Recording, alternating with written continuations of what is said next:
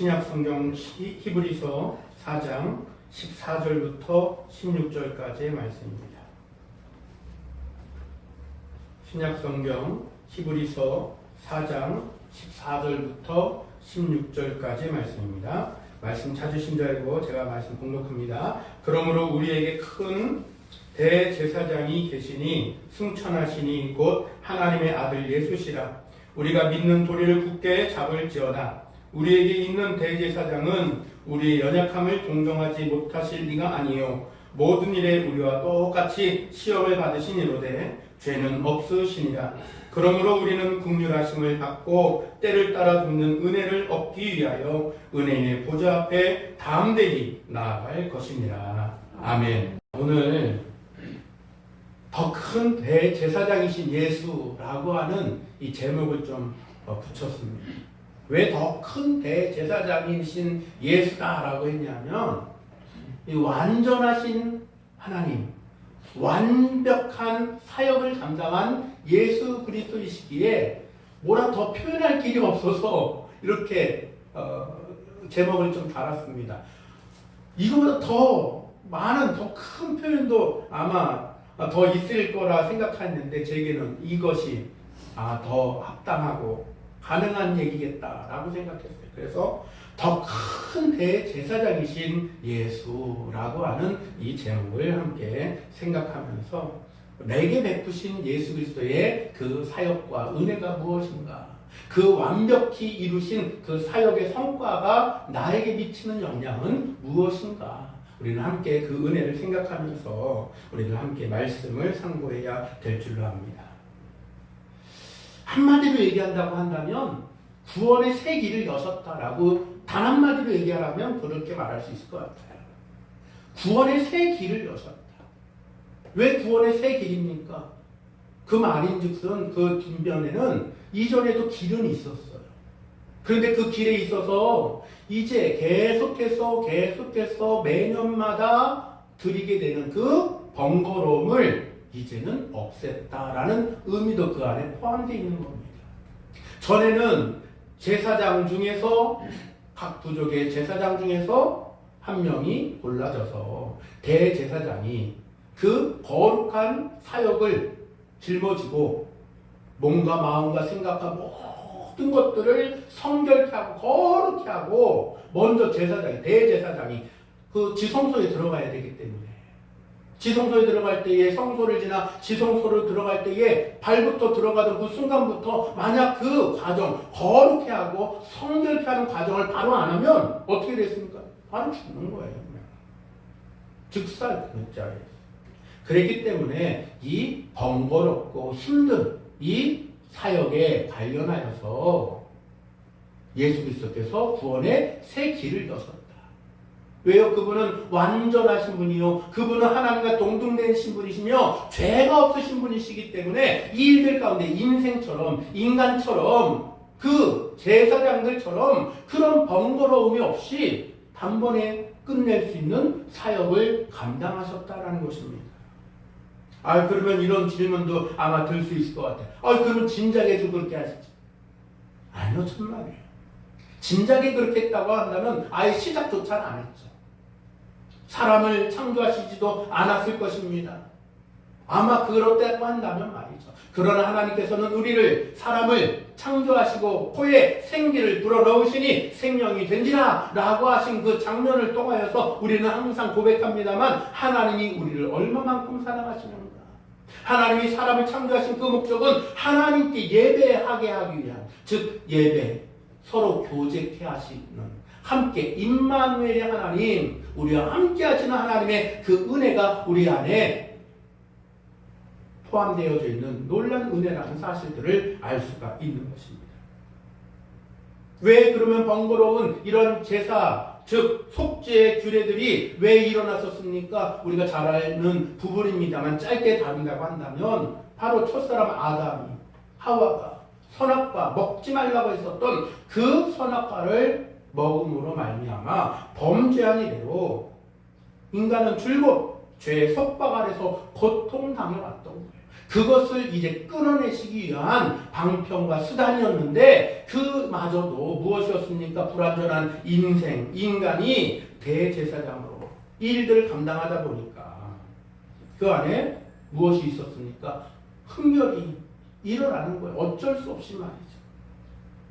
이제 그 모든 일들 가운데 이제 우리가 함께 오늘 본문 말씀으로 채택한 이 말씀을 통하여서는 그 모든 번거로움과 수고로움과 이 모든 일들을 이제는 파하시고 구원의 새 길을 예수 그리스도 즉 대제사장 더 큰 대제사장이 되신 예수 그리스도를 통하여서 완전히 완벽하게 이루셨다라고 하는 은혜를 오늘 우리에게 또한 증거하고 선포하는 줄로도 믿습니다. 오늘 본문을 중심으로 따라서 우리는 영원한 속죄를 주관하시는 예수 그리스도의 은혜와 대제사장으로서 행하시는 사역을 구약시대 제사장의 직무와 비교해 보면서 우리 짧지만 함께 살펴보기를 원합니다.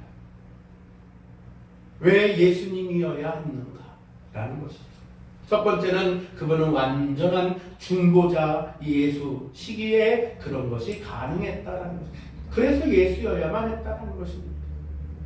완전한 중보자, 불완전한 중보자가 아닙니다.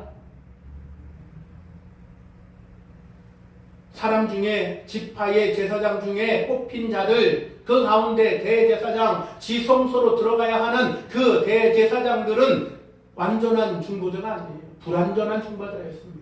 중보자는 뭡니까? 양편의 사이를 서서 주선하는 서로를 이 일들을 주선하는 사람을 일컬어서 중보자라고 얘기해요. 그런데 이 대제사장 지성소로 들어가야만 했었던 이 대제사장이었던 그들은 우리와 같은 인간입니다. 그랬기에 완전한 직무를 감당할 수가 없었어요. 본래 하나님과 인간 사이에는 중보자가 필요했습니까? 필요 없었습니까? 필요가 없었습니다. 본래는 필요가 없었어요. 아담이 범죄하기 전 무죄성을 보존하고 있는 동안에는 이 모든 것들이 쓸데없는 일이었습니다. 하나님께서는 따라서 직접 인간에게 아담에게 말씀하시기도 했고 말씀을 들으시기도 하는 그러한 직접 소통하는 그러한 은혜가 있었다라는 것입니다. 하나님이 사람에게 말하고 사람의 말을 하나님이 들으시는 그런 직접 소통함이 있었다라는 거예요. 그런데 인간이 범죄하여서 하나님이 부여해 주신 무엇을 이뤄 상실한 겁니까? 거룩성을 상실해 버린 거예요. 그래서 하나님과 인간의 관계는 단절되어 버리고 말았던 것이었습니다.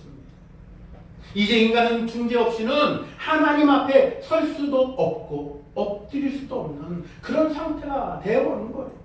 하나님께서 이러한 인간의 정황을 배려하여 만들어주신 이 제사장 직제가 바로 이런 앞서 설명드렸었던 그러한 제사장직인데 이것으로도 완전하다, 불완전하다? 불완전하다라는 것입니다. 구약의 전체 의미를 말한다고 한다면 언젠가 말씀드렸습니다만 인간의 나약성과 인간의 불완전성을 드러내시기 위하여 그런 것을 기록하셨다. 우리에게 전파하시는 것, 증거하시는 것이다라고 말씀드렸습니다. 따라서 하나님이 부족해서 이런 과정을 그러면 과정 마치 어떠한 과정신학을 말하는 것처럼 그런 게 아니에요. 그럼 하나님도 계속 발전해 가는 거냐라고 하는 과정신학에서는 하나님이 발전한다고 얘기해요. 그런 것이 아닙니다. 하나님은 무엇라고 말씀했습니까? 하나님의 시간은 알파와 오메가. 하나님의 사건은 이미 다 완성되어 있는 거예요. 하나님의 그 모든 세계관은 이미 완성되어진 세계 속에 우리가 하나님의 뜻하신 말을 우리는 쫓아가며 사는 것입니다. 우리 인생의 눈으로 인생의 시간과 인생의 세계관으로 바라봐서는 안 돼요. 아무튼 이거는 좀 과외의 것이고 다시 가면 따라서 하나님께서는 이 인간의 죄성이 아무리 이렇게 한들 없어지지 않는다라는 것을 더욱더 드러내시는 거예요.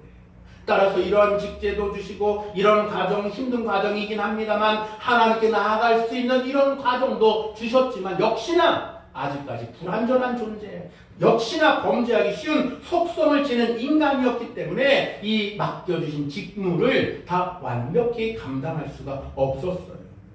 제사장은 백성들을 위해서 속죄의 앞에 앞서서 자신의 죄를 먼저 사유받아야만 했습니다. 그리고 나서 하나님 앞에 나아가기 위해서 그런 과정들을 거쳤다는 거예요. 그리고 나아가면서 완전치 못한 제물의 피를 의지해야만 했습니다. 레위기 16장 2절로 15절의 말씀에 보면 짐승의 피라는 것이 나오죠. 사람의 죄의 값이 짐승의 피로 대체되어지는 거예요.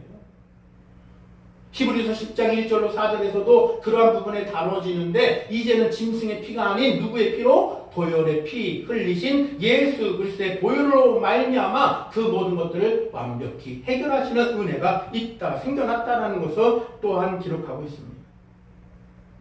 따라서 구약시대의 아론과 그 후손들이 행했던 중보는 미흡하기 짝없는 거예요.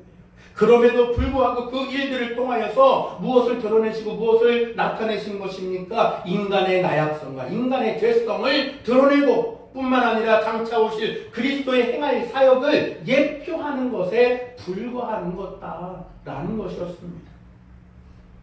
예수 그리스도는 흠과 티가 전혀 없는 하나님의 아들이었다라고 오늘 본문 14절에서도 말씀합니다. 그러므로 우리의 큰 대제사장이 계시니 승천하시니 곧 하나님의 아들 예수시라. 바로 그분을 통하여서 흠과 티가 전혀 없는 하나님의 아들이었던 그분을 통하여서 우리에게 그 놀라운 구원의 세기를 여신다라는 것입니다. 여기에 우리의 인간의 모습으로 오신 예수라고 하는 부분에 우리는 생각해 볼 부분이 무엇입니까? 우리가 똑같은 성정으로 희로애락을 다 경험하셨다라는 것입니다. 그래서 예수 그리스도는 하나님 편에서나 인간 편에서나 조금도 어디에 기울어지지 않고 부족함 없는 중보를 하실 수 있는 중재자가 된다. 완전한 중재자가 된다라는 말씀을 드리는 거예요. 무엇보다도 인간을 위해서 친히 자기 자신을 속죄 제물로 드리신 그리스도는 바로 인간과 하나님과의 단절되었던 관계를 회복하는 그러한 완전한 그 중재자, 화해를 중재하는 참 중보자가 되실 수 있었다라는 것입니다. 두 번째로 한번 생각해 본다고 한다면 구약의 대제사장과 예수 그리스도의 이 사역의 이 직무를 우리가 한번 비교해 볼 때에 생각해 볼 수 있는 것은 무엇입니까? 죄인을 위해 대속제물이 되신 대제사장이신 예수 그리스도를 우리는 생각할 수 있다라는 것입니다. 과거 이전에 구약의 대제사장들은 자신이 제물이 되어 있습니까? 아닙니다. 자신의 목숨을 내던진 게 아니에요. 다만 그 일을 감당해야 됐고 불완전한 짐승의 피를 가지고 지성소로 들어갔습니다. 생명의 값을 우리가 굳이 비교한다고 한다면 사람의 생명이 짐승의 생명과 동일합니까? 동일할 수가 없죠. 값이 다릅니다. 범죄한 인간들에게 선고된 형벌은 다름 아닌 에덴 동산에서 쫓겨나는 것인데 이것은 영적으로 우리가 해석할 때 무엇이라 말합니까? 죽음을 의미한다라는 거예요. 그리고 실제로 이 사람에게 무엇이 들어왔습니까? 죽음이 들어왔어요. 이전에는 영생하는 존재였습니다. 우리 이전에도 말씀드렸던 것처럼 생명나무를 먹게 하셨어요. 하나님은. 무엇만 못 먹게? 선악과만 못 먹게 하십니다.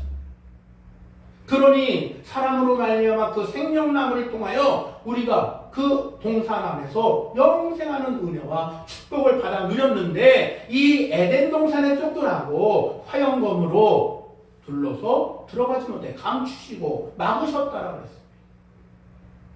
그리고 인간에게 선고되어진 그 형벌은 죽음이 인간에게 들어온 거예요. 유한한 존재가 됐다는 얘기입니다. 하나님이 창조하신 만물 중에서 그 어떤 것과도 바꿀 수 없는 이 생명을 상실했다라는 거예요. 이 죄가 작습니까? 큽니까? 큰 것이죠. 그러니 그거에 대한 상응하는 최고의 형벌은 바로 죽음이 그거에 대한 마땅한 형벌이었던 거예요. 생명이 지니는 가치는 오직 생명과만 맞바꿀 수 있는 절대적인 것이기에 사람의 생명과 짐승의 생명이 같을 수는 없지만 제사드리러 들어갔던 대제사장이 죽으면 어떻게 또 그 제물을 드립니까? 그렇기 때문에 짐승의 피로서, 그러나 짐승 중에서도 어떻게 했습니까? 가리고 갈려서 좋고 좋은 것을 흠없고 티 없는 것을 골라서 제정하신 대로 그 짐승의 피로서만 드리게 했던 거죠. 그러니 여전히 부족한 것이었다는 것입니다. 육축의 피, 즉 짐승의 피는 일시적인 속죄를 이룰 수밖에 없었어요. 그래서 대제사장을 통하여서 백성들은 매년마다 희생제물을 드려야만 했고 대속죄 제사를 드려야만 했습니다. 무엇 때문에? 인간의 죄악의 근원 때문에. 그것을 완벽하게 도말할 수 있는 그 피값이 아닌 거예요. 임시방편 정도. 임시방편. 인간의 가치를 지닌 하나님께서 본래 사람에게 주셨던 영생의 가치에는 턱없이 부족한 것이었죠. 그래서 이 대속의 원리를 회복시키기 위하여서 예수 그리스도께서 뭐 하셨다라는 거예요? 대속제물이 되셨다라는 것입니다. 예수 그리스도께서 이 대속제물의 원리를 따라 당신의 생명을 인간의 죄값으로 지불하니까 이제는 뭐 한 거예요? 그 값을 지불하고도 남음이 있는, 흠과 티가 전혀 없는 그리스도의 생명을 인간의 죄값으로 지불하셨기 때문에 그 흠과 티가 전혀 없는 그리스도의 생명은 모든 죄악된 인간들을 위한 속전이 되고도 남음이 있다라는 것입니다. 충분하게 지불되었다는 것입니다. 따라서 예수님께서 당하신 고난, 예수님께서 담당하셨던 그 모든 십자가, 예수님께서 지셔야만 했었던 그 동일한 육체의 고난과 핍박, 어려운 당함을 주님 홀로 감당하셨다라는 것은 누구를 위하여? 바로 나, 죄 많은 나를 위하여서 그것을 친히 다 감당하셨다. 뭐 쉽게 그냥 뭐 까짓 것만 이렇게 하신 게 아니에요. 주님도 이 일들을 당하실 때에 어떻게 했다라고 그랬습니까? 하나님 아버지께 눈물을 흘리며 기도했고 이 잔을 내게서 하면서 기도했던 것이에요. 실로 엄청난 고통을 감내하셨다는 것입니다.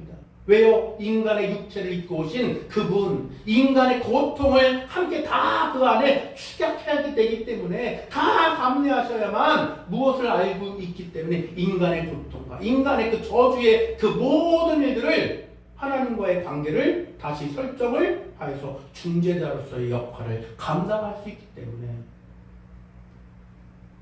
그래서 우리에게 화해의 길을, 새 길을 여시기 위하여서 이 고통을 감내하셨다는 것입니다. 그리고 결국엔 죄악과 죽음의 권세를 이기시고 부활의 승리로 일어서신 줄로 믿습니다. 우리에게 부활의 왕이 되신 줄로 믿습니다. 영광 때는 하나님의 나라에 들려 올린 바 되는 놀라운 은혜의 광경을 우리에게 보여주신 줄로 믿습니다. 그리고 말씀하셨습니다. 이와 같이 다시 오시겠다. 그리고 우리를 위하여 무엇을 예배하러 가셨다라고 했습니까? 새하늘과 새 땅을 예배하러 가노라 라고 말씀하시며 우리에게 두려워 말라, 떨지 말아라, 내가 곧 오리라 말씀하셨던 그 은혜를 우리는 생각하는 줄로도 믿습니다. 그렇기 때문에 예수 그리스도의 이 대속하신 은혜 사역은 완전한 사역이었다라는 것입니다. 세 번째로 생각해 볼 수 있는 것은 무엇입니까? 영원히 긍휼을 베푸시는 예수님의 그 사역을 우리는 또한 그 안에서 발견할 수가 있게 되는 것입니다. 예수 그리스도의 승천이 곧 이 세상과의 단절을 의미하는 게 아닙니다. 말씀드렸다시피 이와 같이라고 했어요. 안녕, 빠이빠이. 나는 이제 끝. 이런 게 아니었다라는 것이에요. 무엇이었습니까? 다시 오마 약속하고 올라가셨다라는 것입니다. 그리고 이 땅에 남은 하나님의 백성, 하나님의 그 백성들은 무엇하는 것이에요? 그 언약의 말씀을 듣고 기다리는 것입니다. 예수님은 하나님의 보좌에 앉아 지금도 우리 인간들을 변함없는 은혜를 베푸시며 긍휼의 눈으로 살피시는 줄로 믿습니다. 불꽃 같은 눈동자로 우리를 살피시는 줄로 믿습니다. 직접 인간들과 같은 삶을 사셨던 예수님이기 때문에 우리의 인간의 연약함을 속속들이 알게 되는 거예요.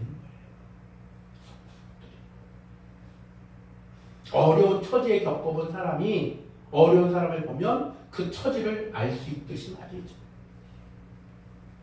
끊임없이 자신을 추스르며 하나님의 구원의 땅에서 이루어질 그날까지 우리는 바른 신앙을 지키고자 몸부림치는 그 노력이 우리에게 필요할 줄로 믿습니다. 누구의 언약을 붙들고 예수 그리스도의 그 언약을 붙들고 말입니다. 긍휼을 베푸신 예수 그리스도의 그 은혜를 우리는 기대하면서 우리는 자주 위협당할지라도 자주 좌절될지라도 주님이 나를 다 아신다라고 하는 이 확고한 믿음 안에서 우리가 나아가야 될 줄로 믿습니다. 결코 나는 혼자가 아니다. 결코 나는 나 홀로 설 수 있는 존재도 아니다라는 것을 고백함이 마땅할 줄로 믿습니다. 따라서 인간의 연약함을 고백하며 도움을 청할 때에 주님은 결코 외면치도 아니하시고 그 고백을, 그 외침을 하나님 도와주세요, 예수님 나를 도와주옵소서 라고 기도하는 그 기도를 가장 기뻐하실 줄로도 믿습니다. 따라서 오늘 본문 14절 하반절에 이런 말씀이 기록되어 있는 거예요. 우리가 믿는 도리를 굳게 잡을지어다. 굳게 잡을지어다. 예수님께서는 우리 인간의 연약함을 도우시는 분이시다라는 것을 우리는 고백하는 것입니다. 즉시 은혜를 베푸신다라는 그 놀라운 은혜를 우리가 깨닫기를 간절히 소망합니다. 사랑을 확신하는 담대한 믿음을 가진 저와 여러분들이 되기를 간절히 소망합니다.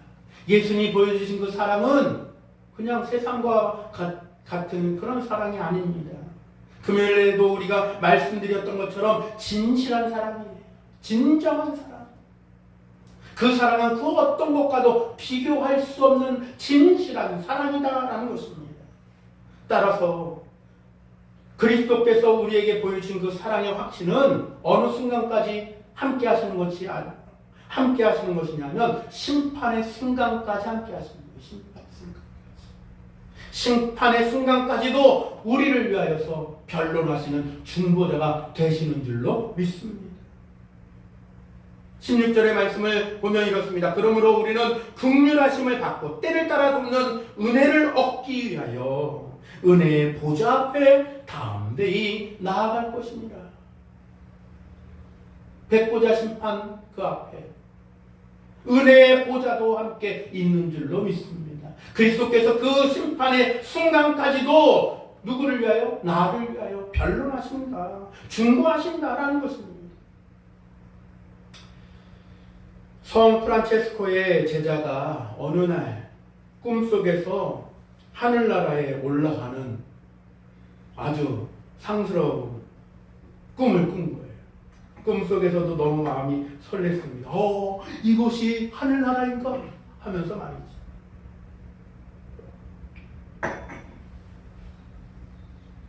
도착해보니 그것은 높은 보좌가 있었던 것이었습니다. 보는 순간 너무 황홀했어요. 보는 순간 저 보좌는 누구의 것일까? 라고 하는 궁금증이 꿈속에서 일어났습니다. 그래서 천사에게 물었습니다. 저 보좌는 누구의 자리입니까? 마음속에 아마 생각해보기를 자신이 앉을 수 있는 자리인가? 라고 하는 기대가 요만큼 있었지 않았을까? 한번 생각해봐요. 그랬더니 이렇게 물었던 그의 물음에 프란체스코의 제자의 물음에 천사는 대답하기를 이 자리는 프란체스코의 자리이네 라고 말하는 것이었습니다. 꿈속이었지만 제자는 슬그머니 질투가 났습니다. 그렇구나. 실망이 되기도 하고 내 자리였으면 하는 그런 은근한 기대도 있었는데 말이죠. 천사의 대답은 그 자리는 프란체스코의 자리라고 얘기하니 말입니다.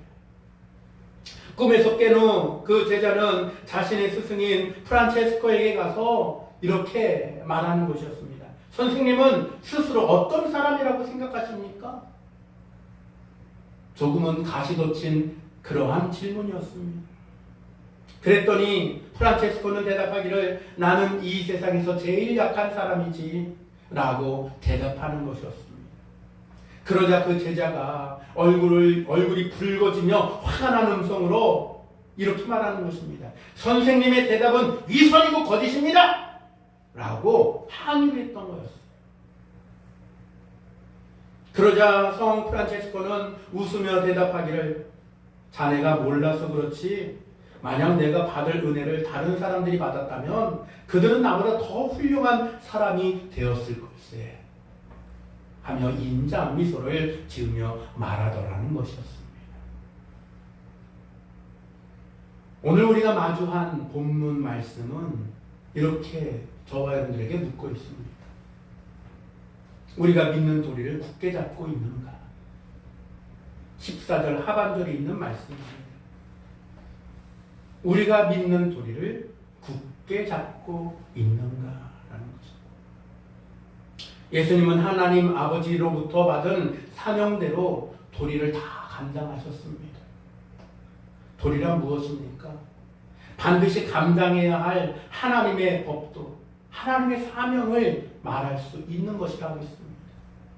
예수 그리스도께서는 이 땅에 오셔서 감당해야 할 도리를 하나도 남김없이 완수하셨습니다. 부족함도 없고 미비함도 없고 완벽하고 넘치고도 넘치는 충분함으로 하나님 아버지께서 명령하신 도리를 모두 넉넉히 감당하셨다는 것입니다. 이 의미는 큽니다. 저렴한 표현이긴 합니다만 우리가 이러한 예수께서 다 이루신 도리에 숟가락만 얹으면 된다는 말과도 같다라고도 생각할 수 있는 부분인 것 같아요. 이미 다 이루셨다니까요. 거기에 난 숟가락만 얹으면 되는 거예요. 무엇으로요? 마음으로 믿어 의에 이르고 입으로 신하여 구원에 이르느니라. 비결은 이것입니다. 우리가 믿는 도리를 굳게 잡을지어다. 굳게 잡다. 헬라어로 카라데오라고 합니다. 카라데오는 힘을 쓰다, 붙잡다, 지니다, 단단히 붙들다, 획득하다라는 뜻을 갖고 있어요. 영문으로 보면 Let us hold fast입니다. 움켜쥐는 거예요. 그 순간을 어떤 순간이요? 예수께서 행하신 그 모든 도리를 우리 믿는 이 도리를 굳게 잡을지어다. 느슨하게 하지 말아요. 굳게 잡을지어다. 나는 지금 세상의 도리를 굳게 잡고 재빠르게 잡고 있습니까? 아니면 하나님의 아들 예수께서 이루어 놓으신 도리를 굳게 잡고 놓치지 않기 위해서 재빠르게 잡고 있습니까? 세상의 도리를 지키기 위해 안절부절 분주합니까? 아니면 하나님의 아들 예수께서 보여주시고 가르쳐주시고 본을 보여주신 도리를 지키기 위해 안간힘을 쓰고 있습니까? 세상의 도리를 무시해도 된다는 말이 아닙니다. 세상의 도덕을 무시해도 된다는 얘기가 아니에요. 올바른 질서를 바로 세우면 그것은 자동적으로 모든 세상살이에 하나님께서 주시는 지혜와 명철로 돕는 은혜가 있을 줄로도 믿습니다. 하나님을 바로 믿는 자들은, 예수 그리스도를 바로 믿는 자들, 그 도리를 굳게 잡는 자들은 다르게 하라고 해도 하지 않아요. 등 떠밀어도 안 해요. 우리 믿는 사람들이 갖춰야 할 겸손을 따라서 세상에 대하여서가 아니라 하나님 아버지께 대하여서 겸손을 갖춰야 할 줄로 믿습니다. 순서가 어긋나면 안 됩니다. 하나님 아버지께 겸손하면 세상에 대하여서도 품격 있는 겸손을 보이게 될 줄로 믿습니다. 하나님의 자녀로 명예 지켜가며 우리 이 찬양 얼마나 많이 드립니까? 하나님의 자녀로서 우리가 품격 있게 하나님의 자녀로서 명예를 지키는데 그 명예는 어디로? 하나님께 먼저 겸손한 사람이 되어야 한다는 거예요. 이 순서를 어긋나면 안 돼요. 즉 하나님의 말씀에 대하여 가장 겸손하게 엎드려야 한다는 말입니다. 요즘 AI가 급격히 개발되고 발전하고 있습니다. 그런데 아무리 시대가 바뀌고 아무리 세상이 급변한다지만 푸른 마르고 꽃은 시드나 주의 말씀은 영원하다고 하셨던 말씀처럼 그 말씀을 깨닫는 방식에 있어서는 하나님의 말씀대로 해야 될 줄로 믿습니다. 성령께서 각 사람마다 깨닫는 영을 허락하셔서 사모하는 자에게 쏟아 부으시는 그 말로서 표현할 수 없는 그 은혜를 받는 저 여러분들이 되어야 할 줄로 믿습니다. 따라서 말씀을 이해하고 말씀을 깨닫는 데는요, AI에게 물어서 깨닫는 게 아니에요. 읽고 또 읽고 읽고 또 읽고 또 읽고를 하는 거예요. 다른 방법이 없습니다. 그렇게 하다 보면 말로 표현할 수 없는 이 세상으로는 것으로는 무엇으로도 표현할 수 없는 은혜의 창이 열리고 체험하게 하시는 몸소 깨닫게 하시는 신비가 있는 것인 줄로 믿습니다. 이러한 신비의 은혜는 뒤로 한 채 뭐든지 AI에게 믿고 의존하고 일말의 의심 없이 철석같이 믿고 하라는 대로 하는 이러한 지경이 되어서는 안 된다는 것입니다. 어떤 면에서는 세상에 내놓은 새로운 우상일런지도 모르겠습니다. 하나님보다 더 믿고 하나님보다 더 앞세우고 하나님보다 의존하면 우상 아닙니까? 사용하지 말라고 하는 말이 아닙니다. 문제는 세상보다 더 앞서서 앞다투어서 푹 빠져 사니까 문제가 되는 것이라는 얘기예요. 절제가 사라지고 적당히를 잃어버렸기 때문에 드러나는 문제인 줄 압니다. 완전하고 완벽하게 처음부터 마지막까지 아무런 흥결도 오류도 없는 예수 그리스도의 도리를 잊어버리고 잃어버린 채 온통 마음과 생각을 쏠려버린 지금의 나를 점검해야 될 때일 줄로 압니다. 우리가 믿는 도리를 굳게 잡을지어다. 이 말씀을 잊지도 말고 잃어버리지도 말아야 하겠습니다. 모든 인간적인 고난을 감수하신 주님이 나를 이해하신다면 우리도 역시 같은 그 사랑을 가지고 나와 같은 인생, 이웃에게 그 사랑을 전파할 수 있는 사람이 그리스도인이 되어야 할 줄로 믿습니다. 자기보다 재물이 없고 학식이 없고 경험도 없는 자를 깔보는 것은 결코 옳은 일이 아님을 기억하면서 나보다 남을 더 낫게 여기라 하셨던 말씀대로 살기를 주님의 이름으로 간절히 축원합니다.